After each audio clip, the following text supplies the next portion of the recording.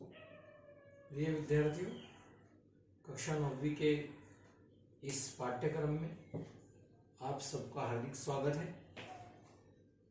जैसे कि आप सभी जानते हैं कि इस कोरोना काल में कोरोना जैसी बीमारी के प्रादुर्भाव के कारण हम लोग इस वर्ष इस ऑनलाइन पढ़ाई का कुछ व्यवस्थापन कर रहे हैं, प्रयोजन कर रहे हैं।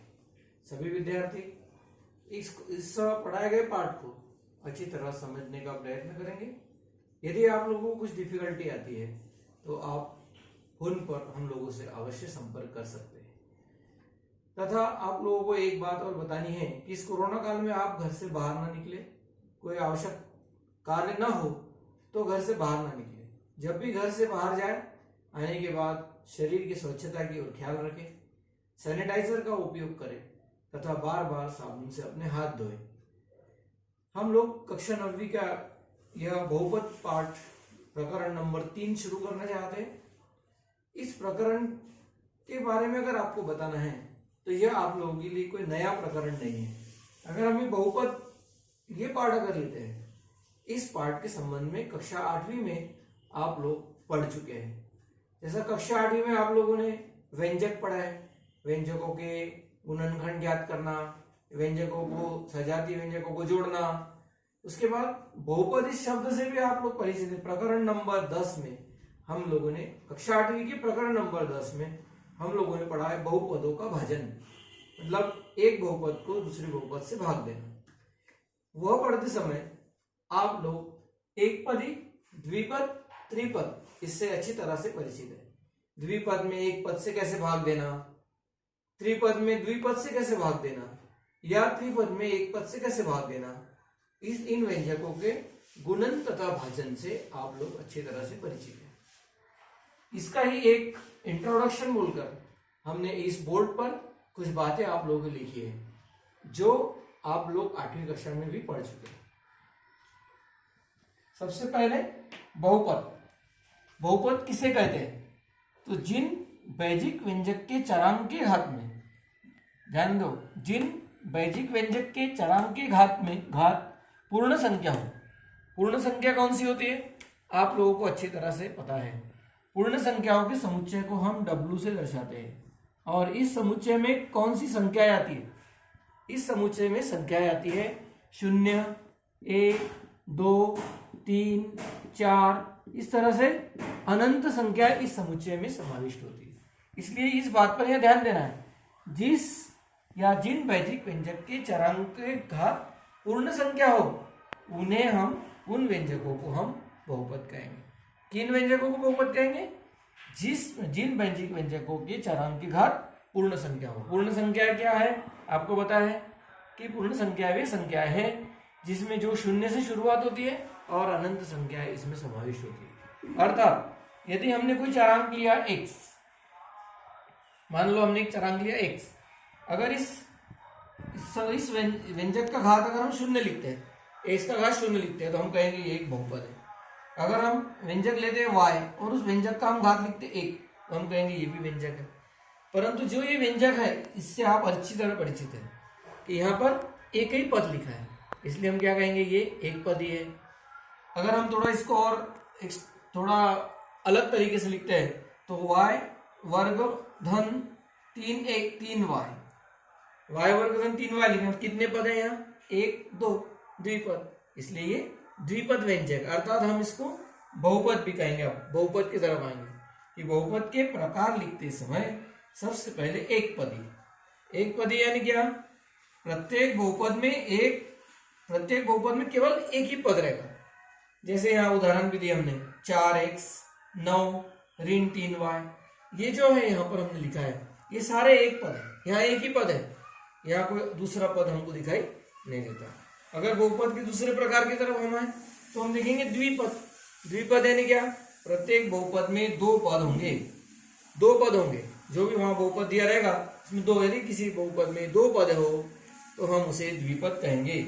जैसे उदाहरण 3x वर्ग धन 5x, यहाँ भी लिखे हमने एक द्विपद, 3x वर्ग धन 5x, y का घात 4 ऋण 8y, 1, 2, 1, 2, ऐसे जो जिन बहुपदों में या जिन व्यंजकों में या जिस प्रत्येक बहुपद में दो पद हो उन्हें हम द्विपद कहेंगे। इसके बाद त्रिपद। त्रिपद प्रत्येक बहुपद में तीन पद, तीन पद के भी कुछ उदाहरण हमने यहाँ लिखे। देखो एक पद, एक पदी बहुपद केवल एक पद रहेगा, द्विपद बहुपद केवल दो पद रहेंगे, त्रिपद बहुपद तीन पद रहेंगे, एक दो तीन, एक दो तीन। आप लोग यहाँ अच्छी तरह से समझ सकते हैं कि एक पदी, द्विपदी और त्रिपदी ये इसका अर्थ क्या हुआ है। 8वीं कक्षा में भी हम लोगों ने पढ़ा है, जब हम व्यंजक पढ़ रहे थे या बहुपद पढ़ रहे थे तब हमने बोले हाँ दिए गए बहुपदों का एक पद तथा द्विपद तथा त्रिपद में इनका वर्गीकरण करो। वर्गीकरण करते समय आप लोगों ने देखा है कि जिस बहुपद में एक ही पद होगा वो एक पदी, इसमें दो पद होगा वो द्विपद, जिसमें तीन पद होगा वो त्रिपद। इस तरह से एक पदी, द्विपदी और त्रिपद ये बहुपदों के प्रकार हो गए। अगर हमें बहुपद का घात ज्ञात करना है, अगले टॉपिक पर आते हैं बहुपद का घात। इस 9वीं कक्षा के प्रकरण के लिए ये बहुत इंपॉर्टेंट भाग है, इसको हाईलाइट कर रहे हैं हम यहाँ। बहुपद का घात। बहुपद का घात कैसे ज्ञात करें? सबसे पहले तो हमें बहुपद में चरांक कौन सा आया इस पर ध्यान देना। जो भी बहुपद हम बता रहे या देख रहे हैं, जिस बहुपद का हमें घात ज्ञात करना है, सबसे पहले हमें उसमें कौन से चरांक का उपयोग किया गया है वो दिखना है। और उस चरांक के महत्तम घात, जो भी चरांक का एक्स आया, वाई आया, जेड आया, एल आया, एम आया, आर आया, यस आया, टी आया, जो भी चरांक वाला बहुपद रहेगा उस चरांक के महत्तम घात। महत्तम यानी बड़े से बड़ा घात। शब्द को समझिए, महत्तम का अर्थ है बड़े से बड़ा घात। बड़े से बड़ा घात, जैसे उदाहरण देखो, एक चरांक वाले बहुपद में चरांक के महत्तम घात को उस बहुपद का घात कहते हैं। जैसे यहाँ उदाहरण दिया है y का घात 7 ऋण 5y धन 3।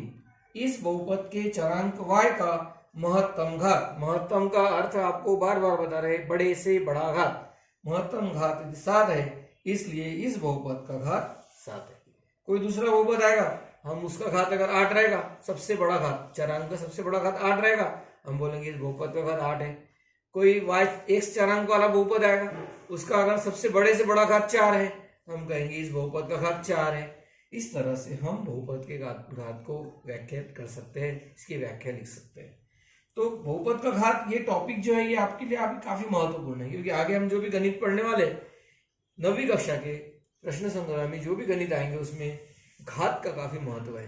घातों को पहचानना, घात लिखना, दिए गए बहुपद की घात लिखना, इस तरह के टॉपिक्स अभी हम आगे पढ़ने वाले हैं। अब यहाँ कुछ पॉइंट लिखे हमने जो आपकी किताब में से आप आसानी से पढ़ सकते हैं कि शून्येतर अचर बहुपद का घात शून्य होता है। शून्येतर अचर बहुपद का घात शून्य होता है। देखिए यहाँ लिखे हमने, यहाँ देखिए, यहाँ पर हम इसको देखो हाईलाइट कर रहे हैं। यहाँ केवल एक्स लिखा है, एक्स लिखा है तो हमने क्या लिखा, एक्स का घात शून्य। किसी भी संख्या का घात यदि शून्य हो तो उसका मान हमेशा 1 आता है। ये हम लोग घातांकों के नियम पढ़ते समय पढ़ चुके हैं। यानी एक्स का घात शून्य है, इसका अर्थ है उसका मान 1 है। यदि हमने कोई बहुपद ये लिया, ऐसे 4 लिखे हैं, केवल 4, तो ये भी एक बहुपद है। तो इस बहुपद का घात क्या है? इस बहुपद का घात है 0। देखिए हम क्या लिख रहे हैं, 4x का घात 0। 4x का घात 0 का अर्थ है x का घात 0 का मान कितना बताया हमने, 1 बताया। इसलिए 4x का घात अर्थ का मान है 4 गुना 1, 4 गुना 1 यानी 4। अर्थात यदि हम केवल 4 भी लिखते हैं, इसका अर्थ है कि 4 यह एक बहुपद है, एक पद है जिसका घात 0 है। इसलिए शून्येतर अचर बहुपद का घात 0 होता है। दूसरा पॉइंट है, शून्य बहुपद का घात निश्चित नहीं किया जा सकता। अर्थात अगर 0 लिखा है यहाँ, इसका घात हम निश्चित नहीं कर सकते, क्योंकि अगर हम 0 लिखे और 0 में इसका घात 0 लिखे तो इसका मीनिंग क्या हो जाएगा, 0 गुना 1, 0 गुना 1 मतलब 0। इसलिए हम लिखेंगे शून्य बहुपद का घात निश्चित नहीं किया जा सकता।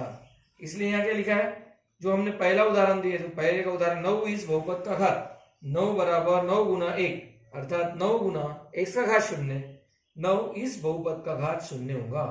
इस तरह से हम एक पद, द्विपद, त्रिपद को समझ सकते हैं तथा बहुपद का घात क्या होगा, शून्येतर बहुपद का घात क्या होगा। शून्येतर शब्द का अर्थ है शून्य के अलावा, शून्य के अलावा जो भी हो, यानी शून्येतर अचर बहुपद का घात 0 होता है।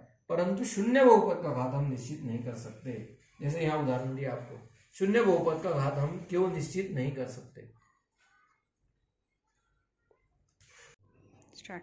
अभी हमने देखा कि हम बहुपद का घात कैसे ज्ञात करते हैं। बहुपद का घात ज्ञात करते समय जब एक चरांक वाला बहुपद हो तो एक चरांक, इस शब्द की तरफ ध्यान दो, एक चरांक वाला बहुपद हो तो उस चरांक के महत्तम घात को, बड़े से बड़े घात को हम उस बहुपद का घात कहेंगे। दूसरे टॉपिक की तरफ चलते हैं कि यदि एक से अधिक चरांक बहुपद में, एक से अधिक चरांक यानी एक्स वाई जेड, एक से अधिक अगर चरांक हो बहुपद में तो हम बहुपद का घात कैसे ज्ञात करेंगे। एक से अधिक चरांक वाले किसी बहुपद में प्रत्येक पद के सभी चरांकों के घातों का योग करने पर जो अधिकतम हो उसे उस बहुपद का घात कहते हैं। एक बार फिर से हम रिपीट करते हैं, आप ध्यानपूर्वक सुने और जब भी लेसन आप देख रहे हैं वीडियो तो किताब अपने सामने रखें ताकि आप लोगों को किताब से और हमारे पढ़ाए हुए जो टॉपिक रहेगा उसमें थोड़ा तालमेल रहेगा और आपको अच्छी तरह से समझ में आएगा। एक से अधिक चरांक वाले बहुपद का घात कैसे ज्ञात करेंगे। एक से अधिक चरांक वाले किसी बहुपद में प्रत्येक पद के सभी चरांकों के घातों का योग करने पर जो अधिकतम हो उसे उस बहुपद का घात कहेंगे। जैसे यह उदाहरण दे, उदाहरण से आपको ये 3 लाइन अच्छी तरह समझ जाएगी कि 3 m का घात 3 n का घात 6 धन 7 m वर्ग n का घात 3 ऋण mn। देखो यहाँ 2 चरांकों का उपयोग किया गया, ध्यानपूर्वक देखिए, m तथा n 2 चरांकों का उपयोग किया, पूरे बहुपद में 2 चरांकों का उपयोग किया, m तथा n। अब यह बहुपद 2 चरांकों वाला बहुपद है। देखिए हमने इसका हल लिखते समय इसमें कौन से 2 चरांकों का उपयोग किया गया है, m तथा n।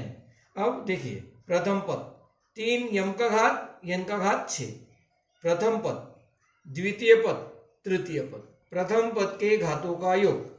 यहाँ देखिए m का घात कितना है 3, n का घात कितना है 6, इन दोनों के घातों का योगफल करेंगे 3 का और 6 का।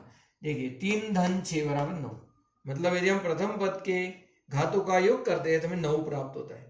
इसी तरह से हम द्वितीय पद के घातों का योग करेंगे, द्वितीय पद के घातों का योग। देखिए यहाँ पर m का घात 2 है, n का घात 3 है, तो 2 धन 3 बराबर 5, मतलब पहले बहुपद, इस दिए गए बहुपद के पहले पद के घातों का योग है 9, द्वितीय पद के घातों का योग है 5 तथा तृतीय पद के घातों का योग देखिए m का घात 1 n का घात 1, मतलब तृतीय पद के घातों का योग है 1 धन 1 बराबर 2। मतलब इस 2 चरांकों वाले बहुपद में सबसे बड़ा घात योगफल कौन सा आ रहा है, सबसे बड़ा योगफल आ रहा है 9, इसलिए हम कहेंगे इस दिए गए बहुपद का घात 9।